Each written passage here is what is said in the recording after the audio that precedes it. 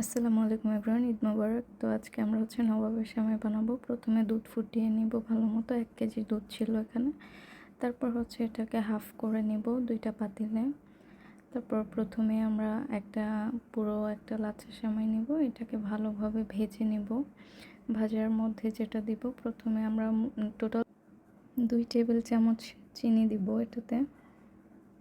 1 চামচ দিয়ে আমরা ভালোভাবে এটাকে মিশিয়ে নিব। যখন এটা ভালোভাবে মিশে যাবে তারপর আমরা আরও 1 চামচ দিয়ে নিব।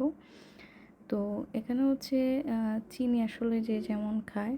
তারপর যেহেতু আমরা 2 টেবিল চামচ চিনি দিয়েছি, এখানে আমরা আরও 2 টেবিল চামচ দুধের গুঁড়া দিব। প্রথমে 1 চামচ দিয়েছি, ভালোভাবে মিক্স করে নিয়েছি, এখন আর 1 চামচ দিলাম।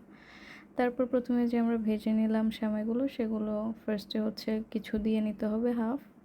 তারপরে বাকি অর্ধেক রেখে দিতে হবে। তারপর আমরা কাপে অল্প একটু দুধ নিব, হাফ কাপ।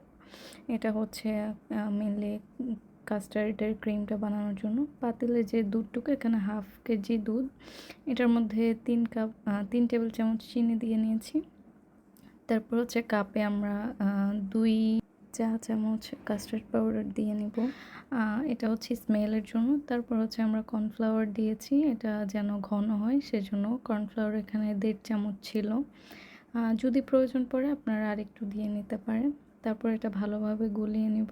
গোলানোর শেষে যে দুধটুকু আমরা চুলায় দিয়েছিলাম হাফ কেজি, সেটার সাথে এটা অল্প অল্প করে দিয়ে ভালোভাবে গুলিয়ে নিব। তারপর এটা যতক্ষণ পর্যন্ত ক্রিমটা না হয় ততক্ষণ পর্যন্ত আমাদের নাড়তে হবে। তারপর এই যে ক্রিমটা হয়ে গেল, আর আমরা যে অর্ধেক সেমাই দিয়েছিলাম সেটার উপরে এটা পুরোটা দিয়ে দিব ক্রিমটা।